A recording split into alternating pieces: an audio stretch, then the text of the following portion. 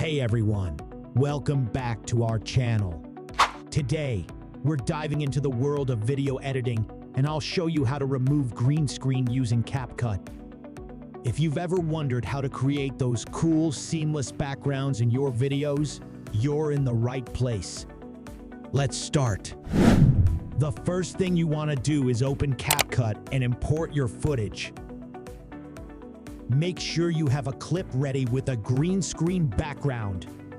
Drag your footage onto the timeline. CapCut makes it very easy. Then you select that video and click on the video on the right side. Then you click on Cutout. Now turn on Chroma Key. Then drag the color picker and drop it on the green screen. Then you will see two lines. You can finish by dragging the first line. Now, see the green screen is removed. Removing a green screen in CapCut is quick and easy, giving your videos that professional touch. If you found this tutorial helpful, be sure to give it a thumbs up, subscribe for more content, and let me know in the comments what other CapCut tutorials you'd like to see. Until next time, happy editing!